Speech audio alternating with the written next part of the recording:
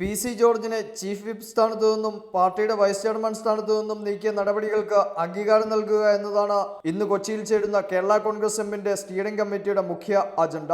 പാർട്ടിയുടെ ഭരണഘടനയനുസരിച്ച് അച്ചടക്ക നടപടികൾക്ക് അംഗീകാരം നൽകേണ്ടത് സ്റ്റിയറിംഗ് കമ്മിറ്റിയാണ്. ഇതിനിടെ പി.സി. ജോർജിനെ പാർട്ടിയിൽ നിന്നും പുറത്താക്കണമെന്ന് ഇന്നത്തെ യോഗത്തിൽ ഒരു വിഭാഗം ആവശ്യപ്പെടും. പി.സി. ജോർജിന്റെ നടപടികൾ കൂടുമാറ്റ നിരോധന നിയമത്തിന്റെ പരിധിയിൽ വരുമെന്നും അതിനാൽ ജോർജിനെ അയോഗ്യനാക്കാൻ സ്പീക്കർക്ക് കത്ത് നൽകണമെന്നുമാണ് ഇവരുടെ ആവശ്യം. എന്നാൽ അത്തരം കടുത്ത നടപടികൾക്ക് സമയമായിട്ടില്ലെന്നാണ് പാർട്ടിയിലെ ഭൂരിപക്ഷത്തിന്റെയും നിലപാടെന്നാണ് സൂചന. പി.സി. ജോർജിനെ മാറ്റിയതോടെ ഒഴിവ് എന്ന പാർട്ടിയുടെ ഏക വൈസ് പ്രസിഡന്റ് സ്ഥാനത്തിന് ജോസഫ് ഗ്രൂപ്പ് അവകാശവാദം ഉന്നയിക്കും. എന്നാൽ ഇക്കാര്യത്തിൽ പ്രാഥമിക ചർച്ചകൾ പോലും ഇന്ന് നടന്നേക്കില്ല.